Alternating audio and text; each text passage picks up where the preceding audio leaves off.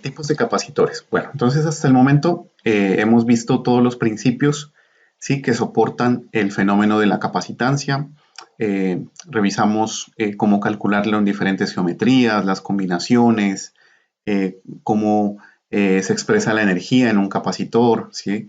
¿Qué pasa cuando introducimos el dieléctrico? Entonces nos queda ver ya en términos prácticos cómo son estos dispositivos, ¿sí? Cómo los podemos encontrar comercialmente.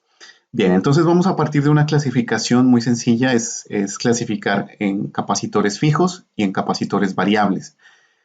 Los capacitores fijos pues van a ser aquellos que tienen un valor preconfigurado de capacitancia, vienen de fábrica con ese valor. En cambio, los variables nos permiten a través de algún sistema mecánico, ¿sí?, graduar ese valor de capacitancia, ajustarlo a un valor. Bien, aquí también tenemos los símbolos para expresar un capacitor en un circuito eléctrico. Entonces, aquí tenemos el símbolo del condensador normal. Este sería un condensador no polarizado, es decir, no importa cómo lo conectemos en el circuito.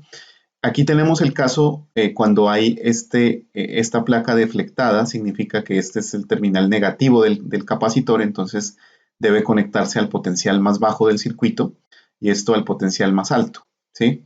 Ya vamos a ver por qué se necesita hacer esto en algunos condensadores. Y por tanto este sería un condensador polarizado. Mientras que el que está acá es un condensador variable. Cuando aparece esta flechita va a indicar que la capacitancia es variable, es decir, por ejemplo, podemos graduarla entre 1 milifaradio y 2 milifaradios, ¿sí? Bien, si ya nos vamos a los capacitores fijos, entonces vamos a encontrar diferentes encapsulados y diferentes formas como se hacen estos capacitores. Vemos que hay formas cilíndricas, formas redondas, formas cuadradas, ¿sí?, diferentes tipos de formas, ¿sí? Y entonces lo que distingue a estos condensadores unos y otros entre unos y otros es el material dieléctrico, ¿sí? Entonces, por ejemplo, el condensador de mica pues va a ser el condensador que tiene como dieléctrico este material mica, que es un silicato. El condensador de cerámica, pues obviamente tiene un material cerámico. El electrolítico se debe su nombre a que tiene dentro de sí un electrolito. El de tantalio, porque el material o el polvillo que va dentro de este eh, condensador es de tantalio. Y lo mismo con el condensador de poliéster. Bien, entonces cuando hablamos de los condensadores de mica, son básicamente es la disposición de placas paralelas que hemos visto, pero varias láminas consecutivas, ¿sí? De tal suerte que si ustedes miran bien, estas láminas, estas láminas están conectadas entre ellas, ¿sí? Y estas otras láminas también tienen un punto de conexión común, ¿sí? Entonces es como tener varios condensadores en paralelo y ya sabemos por la teoría que hemos visto anteriormente que cuando yo tengo condensadores en paralelo se incrementa la capacitancia, ¿sí? Entonces, este tipo de material es un material con alta rigidez dieléctrica, con alta resistencia dieléctrica y por tanto va a soportar altos voltajes, ¿sí? Además, el material tiene bajas corrientes de fuga, ¿sí? Sin embargo, los valores de capacitancia que se alcanzan son relativamente bajos, desde un picofaradio hasta 0.2 microfaradios. Los voltajes de operación, dada esta alta rigidez dieléctrica, pueden superar los 100 voltios.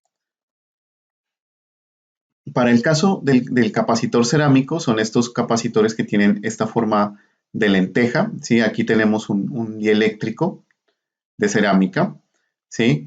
Estas son láminas de aluminio por lo general, soldadas en plata, se solda a los terminales, ¿sí? Y así se miraría por dentro esta lentejita, ¿sí?, que así se conocen comercialmente, ¿no?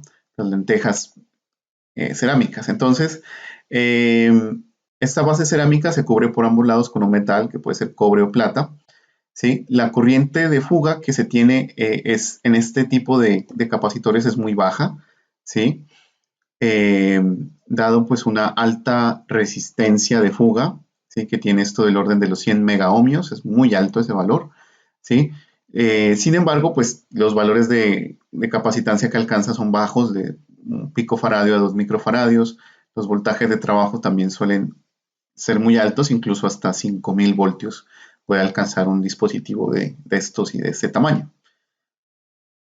Bien, estos dos condensadores que hemos hablado hasta el momento, el de mica y el de cerámica, no importa la forma como los conectemos, es decir, si conectamos esta patita al terminal positivo o este al terminal negativo y luego los cambiamos, vamos a tener el mismo efecto. Pero existen otros capacitores donde eso sí es importante, donde hay que respetar la polaridad. Y ese es el caso del capacitor electrolítico, ¿sí? Entonces, en un capacitor electrolítico se enrollan, ¿sí? Se enrollan láminas de aluminio y estas láminas de aluminio están separadas por un papel absorbente. Ese papel absorbente está recubierto de óxido de aluminio, ¿sí? Que es un electrolito, ¿sí? Entonces, el electrolito lo que hace es lo siguiente: cuando hay una diferencia de potencial en el capacitor, ¿sí? El electrolito reacciona a este potencial, se genera una reacción química y se forma una película de aluminio, una película dieléctrica, ¿sí? Y esta película que se genera allí de óxido de aluminio es la que funciona aquí como dieléctrico de este condensador, ¿sí? Entonces, este tipo de condensadores nos permite tener capacitancias muy altas, ¿sí? Porque va a depender entonces de la cantidad de electrolitos, una sustancia líquida que metemos allí. Y podemos llegar a los miles de microfaradios y a voltajes de operación de alrededor de 500 voltios. Entonces son condensadores muy apropiados para aplicaciones de alto voltaje. Sin embargo, una desventaja que tienen ellos es que son polarizados, porque la desventaja radica en que si, por ejemplo, este terminal se pusiera negativo y este positivo, la reacción química ya no va a generar esta película de óxido de aluminio, sino que libera energía. Entonces puede hacer que el capacitor estalle, ¿sí? Ahí les voy a dejar en plataforma un video de qué ocurre cuando uno conecta mal un capacitor, ¿sí? Produce un estallido del dispositivo, es porque es una reacción química inversa. Bien, entonces las resistencias de fuga, desafortunadamente, de estos elementos es menor, ¿sí? A las de los otros capacitores y por tanto se descargan más rápido incluso si no tienen conectado nada entre sus terminales. Bien, este es otro condensador muy parecido, el de tantalio, también se utiliza el mismo principio, puede ser de tipo sólido o húmedo, entonces se comprime el polvo de tantalio y se forma una película cilíndrica o rectangular. Si ya es el caso húmedo, entonces se le añade óxido de manganeso, ¿sí? Y que actúa como un electrolito en el caso de este tantalio. El condensador de poliéster se basa en el principio del condensador cilíndrico que vimos en la primera parte de esta unidad. Y la idea es que se enrollan, ¿cierto? Láminas de poliéster o películas de poliéster con láminas de aluminio. Entonces, al hacer este arrollamiento, pues lo que se produce es que se multiplica la capacitancia que tenemos, ¿sí? Y se genera este tipo de encapsulado redondo, aunque también pueden existir este encapsulado cuadrado, pues que ya sería utilizando el condensador de placas paralelas. Esto se utiliza tanto en corriente alterna como en directa, es decir, no son polarizados, ¿sí? Su resistencia de fuga es del orden de los 100 megaohmios, es bastante alta, y los valores van entre 0.8 microfaradios y 18 microfaradios, voltajes de operación hasta de 630 voltios, ¿sí? Bien.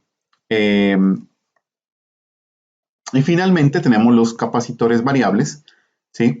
En estos capacitores el dieléctrico es el aire, ¿sí? Porque lo que hacemos, ¿sí? Es de alguna forma modificar, por ejemplo, el área de las placas o la distancia entre las placas a través de dispositivos mecánicos, ¿cierto? A través de perillas de ajuste se va ajustando el área entre las placas o la distancia entre placas, o mejor dicho, el área de las placas o la distancia entre placas, ¿sí? Para ser más claro, ¿sí?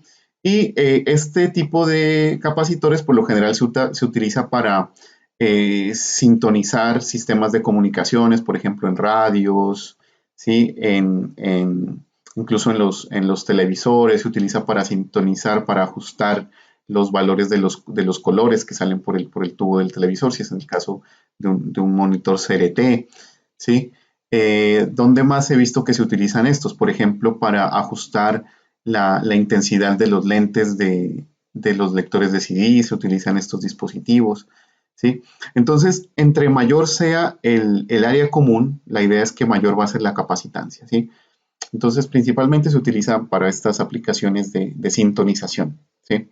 Porque, como vamos a ver más adelante, los condensadores y los inductores tienen una propiedad que se llama respuesta en frecuencia. Entonces, de acuerdo a la capacitancia que tenga, también eso va a influir en cómo responde estos elementos a distintas frecuencias, ¿sí? Por eso ustedes ven que en los radios se emplean perillas y estas perillas son las que van amarradas o digamos, van ajustadas a estos mecanismos que tenemos acá. Bien, muy bien. Con esto, pues concluimos un vistazo muy general a los diferentes tipos de capacitores, a los principales que ustedes van a encontrar en las aplicaciones de electricidad. Existen otros, por ejemplo, los condensadores de montaje superficial, que son los que se utilizan en las placas de circuitos integrados, ¿sí? Existen más dieléctricos que se emplean para utilizar la capacitancia, pero principalmente estos son digamos, capacitores más comunes que se encuentran en el mercado.